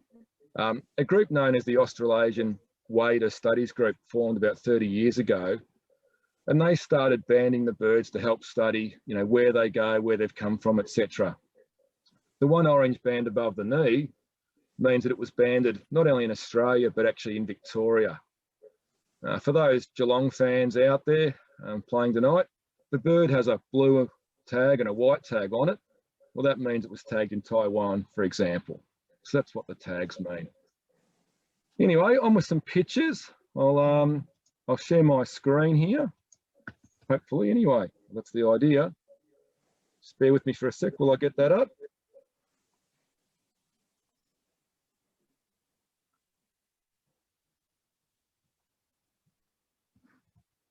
Okay, hopefully we've got this here. We got me there, Suzette? Yep, you're all good. Okie dokie. Now, there's my heading page. We don't really need to see too much of that, do we? Our local visitors. Okay, now just to flick through a few photos first. Our Bartard Godwit, it got mentioned earlier. I won't repeat too much, but the world record holder for the longest non-stop flight, about 11,000 kilometres in around sort of 8 or 9 days. So that's just down at the, well, we'll call it Wader Beach, but sort of the Williamstown / Altona foreshore. And as I said before, what you're seeing, some lovely images from Andrew. These birds here have been here over winter, which is a little bit unusual, certainly here at the moment. Onto a Whimbrel, a little bit more unusual for us. Again, we've had one here over winter, here at the moment. Again, down on our sort of Altona / Williamstown foreshore. You can see the long curved beak, specially designed to try and get some of those little mollusks and things that Matt was talking about earlier. And again, if you missed Lindall's talk earlier, the birds have all got different shaped beaks, different size beaks. And that's basically so they don't want to compete for the same type of food. What they're doing is they're all got little points of difference so that they don't all eat the same thing. Some might eat the ones at the top, some eat halfway down, some eat the really deep ones down, so they don't compete. It's quite smart how they do that. Our redneck stint, the smallest of our migratory waders, usually around in flocks. You'll see a flock in the picture there on the left there, and I'll talk a little bit more about them further along. But the photo on the right I thought was really quite interesting. Again, those of you around would have seen Lindall's images earlier of the red colour. It's called a redneck stint. It's got that red neck. You can see it there. Very unusual for us. It's normally saved up for when it's breeding over in the Arctic areas. This bird did come over fairly early in our season. I'm not sure whether if we'd have seen the same bird today, it probably will have lost its red by now. So yeah, we were pretty lucky, or Andrew was pretty lucky to get a photo of that for us to show today. Ruddy Turnstone, it's called that from its sort of like ruddy name, the colorations on it. The turnstone is actually interesting. It feeds by flipping over or turning over rocks, shells and seaweed. Again, if next time you go down the beach, if you find a little patch of seaweed like you're seeing on the left there, turn it over or pick it up and you'll find little critters all pop out all over the place. Well, that's what the ruddy's there trying to find out. A common greenshank, not particularly common, but usually seen in pairs or individually, very rarely seen in groups. been seen down at the ford at the Altona Coastal Park this week. I'll get onto that a bit further on. Now, I'm no good at making sounds at the best of time, but they have this call like a choo choo choo. I hope that came across okay. But it's quite distinctive. When the bird flies into land or takes off, you can usually tell they're around by listening for that. Our sharp-tailed sandpiper, probably the one you're most likely to see around our shoreline, not necessarily because you'll see flocks of hundreds or thousands, but just it tends to pop up in most of our areas. Most of the areas I show you today, there's a fair chance you'll see one of those. Like typical of the migratory shorebirds, they're carnivores, they pretty well eat anything that moves. To help with your eye identification, you can see the closer up pictures on the centre and the right. They have this distinct sort of cap on their head, which can help you to spot the difference between the sharp-tailed sandpiper and some of the others. Onto our great knot. Australia actually holds the largest population of these outside of the Arctic area, Northern Hemisphere. We actually don't see many of them at all down here in Hobsons Bay. Again, these photos were taken last week, so that one is here. It's not particularly common, but is around, and it's great to see at least a couple visiting us anyway. Latham's snipe, for those with good memories, will have seen Lindall's talk earlier, and she said that shorebirds are normally seen on the shore. You may have noticed that this one actually wasn't on the shore. This one was a picture similar to what I've got here.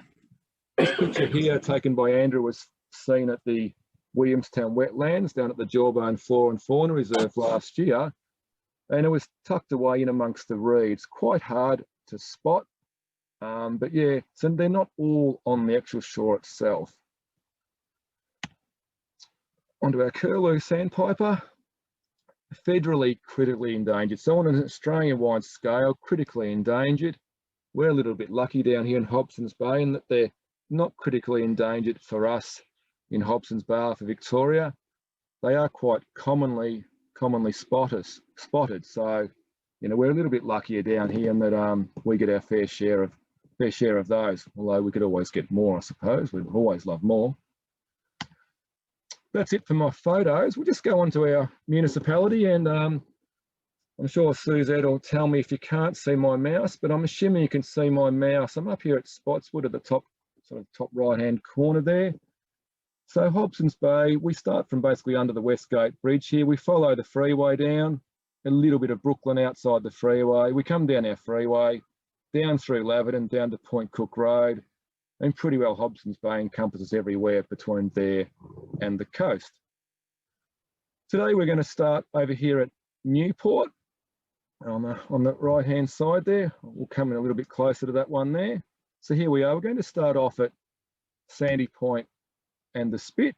We find them by either driving down to the Strand in Newport, or if you're on the Bay West bike trail, shared trail, which pretty well goes through all of the sites I'm going to show you today. You'll find this place. There's two little sort of isthmus or bits of land sticking out there. Don't see great quantities of birds there, but you normally always find the odd one or two out there, and it's a lovely little walk. You can see from the interpretation sign there that not only are we highlighting in this case here, we've got the migratory waders on the left-hand side there, then we've got our red-capped plover, spoonbills, oyster catchers, some of our other resident birds that you're likely to see in the area over there at Sandy Point and the Spit. We're going to move around the coast a little bit. Here we are. We've come around to Point Gellibrand. I'm assuming you're gathering that we've got the little birdie with the red circle around. It's what I'm using today to show where we are. So we're around at Point Gellibrand, Battery Road. For a short while there, it was called Steve Brack's Promenade, named after Steve Brack's local Willie resident when he was Premier a few years back. Again, it's on that Bay West bike trail, easy to get to. There's a car park at either end of Battery Road there. So if you are by car, you park at one end or the other and wander along the path until you get to like the rocky areas. The picture on the right. Now, we heard Sandra mention it earlier, and someone else from memory also mentioned on the chat that Yeah, there's a flock of approximately 2,000 redneck stints, maybe more. A bit hard to count when you've got that many flying around. Down there as we speak, I believe they were certainly seen during the week, and I believe they were seen this morning. So yeah, awesome that they're down here and in great numbers. So obviously a good spot if you're looking to see a large number at the moment. We'll track around our foreshore a little bit further to the Jawbone Reserve / Rifle Range Reserve, depending on which side of the fence you're looking at really. There's a few interesting spots along here. Firstly, you've got the main Jawbone boardwalk, the boardwalk that heads out and gives you a look at the Jawbone marine point, if you like, not so much the marine sanctuary because you can't get onto the coastline there. But looking at my image there, on the left-hand side, you've got the bay, so you'll have your waders out there. And again, not necessarily only the migratory waders, but our other waders and our things like our spoonbills, egrets, those types of birds. And on the right-hand side, just out of shot, there's little lagoons in there as well, which are lovely spots for bird watching as well. So certainly can highly recommend you heading out that way if you haven't done so yet. Moving along to the picture on the right, there's the Williamstown wetlands or the lakes within the Rifle Range Reserve there. A great opportunity for bird spotting of all sorts. Not the major spot for our migratory waders, but certainly a great spot to see the birds. And I'll just mention briefly the sign we've got there, the lovely interpretation sign. We've got approximately 52 odd of signs around our areas. This one here was designed by local artist Rob Mancini. Absolutely awesome. It's a bit hard to see all the detail on the screen here, but even bunnies like me can help ID, or certainly ID birds with images like this going around. We'll move along a little bit further on the coastline to the Paisley Chalice wetlands. I'll zoom in here. We've got an aerial shot here to try and sort of put it into sort of perspective for us. We've got the mouth of Corroit Creek here. We've got Maddox Road, this road that runs up here, little car park down the bottom. We've got Corroit Creek Road that's running along where my mouse is running along this way. You'll be able to see the city up the background there. Westgate Bridge in the foreground of the Williamstown wetlands or the lakes where we just were a moment ago. So down by the bird hide down there, there's also a little path that goes around here as well. On the right hand side here is the picture of our bird hide. Another one of our interpretation signs there. You can see the tides fairly well out in the picture here. An absolutely awesome spot to go and check out the bird life, and would be great on a day like today. We should be up there, not in here, shouldn't we? We'll move on to the Altona Coastal Parks. We're just going around the corner a little bit further. Here we are at the ford, the picture on the left. So we're on Corroit Creek here. It's called the ford because when we get rain, or maybe in times of high tide, the road that I'm on there, Racecourse Road, gets flooded and the water flows over there. If you look closely, you'll see, looks like we've got an egret up there. We've got a couple of teals of some sort in the image as well, but a very accessible spot. There's a car park just out of frame. It's also on that bike trail, which you can see there as well. If you follow the path a little bit further, you'll come down to where the image on the right is. There's a few other interpretation signs there. This sign here is the brainchild of Hayden Goodall from Sardine Designs, another one of our local designers. And we've got a picture of you see a little steel, not a picture, but a little steel cutout of a red-capped plover on the top of one post here, and a steel cutout of a great egret there. Now, they're actually made for life size, so you can get a bit of a comparison of what size birds you're actually looking for. And this one, when we say is a red-capped plover, we've also got a sign around that's got our sharp-tailed sandpiper on it as well, which is, you know, a similar size, and also a redneck stint as well. So they're sort of aimed to give you a bit of a perspective of the actual size of the birds we're looking for. There's obviously a bit of information on there as well. This one's interesting in that you can see the bar across the top here underneath the great egret. That was designed so that we could actually hopefully get a great egret perch on the bar there, and you could actually see a real one next to a metal one. We thought that would be pretty cool. Haven't seen an egret on it yet, but we've seen plenty of other birds sit on there. one thing we didn't think about was that birds like sitting on there where my arrow is, and then they like going to the toilet, and you can see what's underneath there. And so with our 52 signs around the place, luckily they don't all have these perches on top because it requires a little bit of cleaning, this sign here. Move along a little bit. We sort of skipped through most of the Altona foreshore here. It's not to say there is nothing there. There's a couple of rocky outcrop areas where are fantastic for spotting things like the cormorants, your little pieds and your little blacks.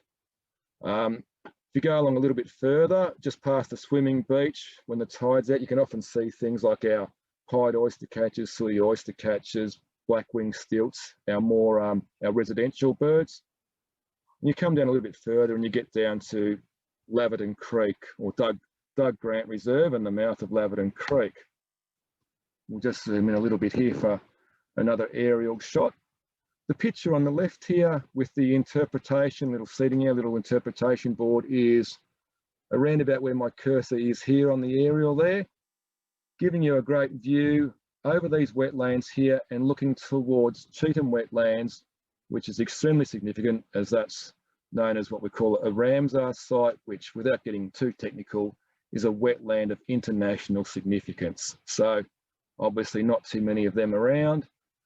And of course, the birds don't realise that this area here is not actually a Ramsar site or internationally significant. So they come over and visit us over here in great numbers. When all these little sandbars around here and the coming and going of the tide provide great spots for our waders to pop in and have a meal. And although everyone talks about the Werribee treatment plant as being #1 in Victoria, which I'm not disputing that for a minute, we like to think that an area like here is starting to come pretty close. If you're on the Bay West bike trail, walking or bike riding, you can come along the trail here where I'm going here. There's a little bridge over here. You can come down to another parkland down here known as Truganina Park. You can also walk down this side a bit here. You can spend plenty of hours down there exploring the area. We'll move around to Truganina Swamp. We're trying to give it the name of more like Truganina Wetlands these days. It sounds a little bit nicer. I can zoom in a little bit closer on this one here. It's a little bit unheralded actually, because it doesn't really have an obvious access point. It's not on that Bay West bike trail, so it doesn't get frequented by a lot of passing traffic. But for those few locals who know about it, it's just one of those really great quiet spots where you can basically be miles away from anywhere. You just got to make sure you don't look too far in the distance and see the industry miles away. But I hope I haven't let the cat out of the bag there, but our locals are down there. But it's a really nice spot to get away from it all. And aside from birds, frogs, all those sorts of things, it's a great spot to actually to visit there. Now, onto some tips. I actually started with the idea of calling this section in the presentation my top 10 tips. But then after talking to a few people and doing some Googling, we came up, well, there was a million top 10 tips out there. So it's obviously a very subjective area. So what I've done is I've really just crammed a few things into a couple of slides that from my perspective are important. So if there's someone else out there who has got other great ideas, by all means, stick them up on the chat. But here we are, we'll just start with the when and the where. I hope I've helped you with the where. The when, those of us who have been here for the long haul today, probably pretty familiar with that. Basically, spring and summer, certainly from about now through to February. We've also got on there August, because they do come over a little bit early. Some of them have come over earlier. And as we've also heard, and I've also said, that some of them stayed here over the winter, but certainly we're probably starting to get into peak season now. Early morning, early evening, everyone probably knows the old saying, early bird catches the worm, generally probably the case. Early evening can be a little bit of a catch. We get a lot of quite strong sea breezes coming in the afternoon over here in Altona and Williamstown, and the birds tend to take cover in some of the more protected areas in those times of day. And if they're taking cover in the more protected area, it generally means it's a bit harder for us to see them as well. Probably the most important point I've got up there is the run out tide. What we mean by that is that, well, we certainly don't want a full tide. Obviously, if the water's knee deep, then these little birds that are only 10 centimetres high aren't going to be going too well. So we obviously want virtually no water for them to wade around in, so that it's deep enough to stop the animals from hiding, but not deep enough so that the birds can't find them.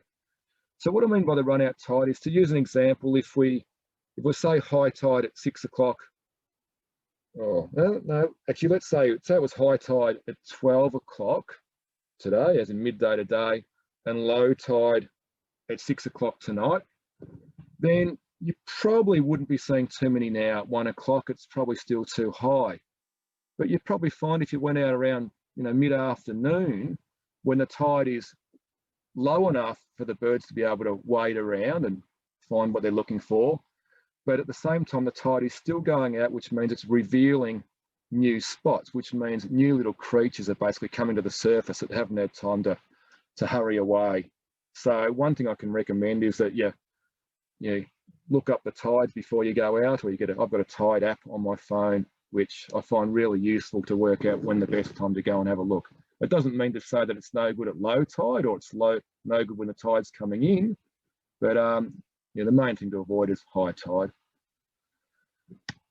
Okay, clothing to protect you from the elements. Firstly, there I am. Obviously, some people are more susceptible to sunburn and things like that. Obviously, you're going to wear warmer clothes if it's cold. A couple of things I'll point out here is the fairly tough pants and the fairly tough boots. I'm not going to say for a minute that's mandatory, but at this time of year, we've got our friendly tiger snakes. Our friendly tiger snakes love to visit where the birds go at the moment. And one of the things you notice with bird watchers is that they're not looking at the ground too often. They're looking up at the sky, or they've got the binoculars going or the camera going, and they're wandering along. You don't want to get up too close and personal to a tiger snake with your thongs and shorts on. So I'm not saying you've got to wear those boots, but we've got to be pretty careful of where we walk, and particularly this time of year.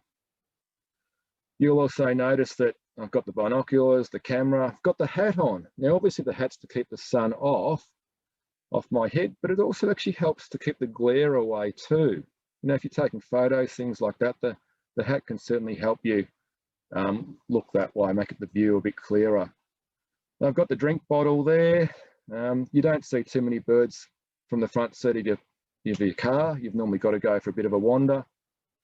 Look, I mean, most people probably got a backpack with a drink bottle in it and a bit of food, but that would have made for a fairly boring picture, I thought, so I've got the drink bottle there. But you take along a few supplies, and I've got our little pocket-sized identification book sticking in my pocket there. So that's me. I've got on the screen there, high-vis clothing, no.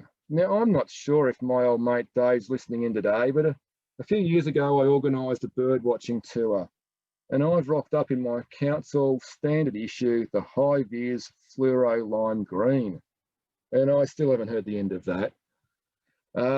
What I didn't really think about at the time is that the serious birdos like to wear their camouflage gear so they can sneak up close and take a photograph. Well, there was Andrew in his high-vis gear, scaring them all away before they could get anywhere near them. So don't do what I did. Oh, there you go. It's amazing what you can get off PowerPoint these days. Just a couple of images there. Socialise. Come to events like today. Check out Facebook, Instagram. There's a group called Wildlife of Hobsons Bay. I'm always seeing images of birds that have been seen today or seen yesterday, things like that. When you're out and about, chat to people, spread the word. It's usually one of the best ways of getting to know what's actually out there is to actually listen to others. On to my last slide. We've got a few great digital resources. One's called eBird Australia, the other one, of course, Birdlife Australia. They've got a function there called Bird Data. If you go onto either of those applications there, you can look up hotspots. You could look up, for example, Rifle Range Reserve or Jawbone Reserve, see what's been seen lately. You could look up a redneck stint to see where it's been seen. So it's a really good place to start if you're wondering what's actually around. Of course, we highly recommend that any things you find, you actually input it yourself, because of course they're only as good as the data they're receiving from people. So, but a great place to start. Most of us have probably got a phone in our pocket when we're out bird watching, so why not have an app on there? I've got the Pizia Night app there. Cost me about $60 odd. I love it. I think it's fantastic to me, well worth the investment. There's some free apps around at the moment, the Cornell Merlin Lab app. I don't know a lot about it. I just heard really good things about it though. If anyone's out there listening in and has it and has any feedback they'd like to put on the chat, I'm sure that would be helpful, but that's another app that is out there. Then you've got the old school bird guidebook. Nothing beats that when you're sitting down at night. It's always some great illustrations and drawings in those sorts of books. Over on the right there, I've got to give our book a bit of a plug. We've got a little Birds of Hobsons Bay coastline booklet. There is an online version. Doesn't help you too much usually when you're out in the field. You're probably better off with the real thing. Suzette will pop up there, our email address if you don't already have it. Normally I'd say I'll drop one round to you. A bit hard at the moment, but we'll stick one in the post for you if you'd like one of those. And that, Suzette, is that.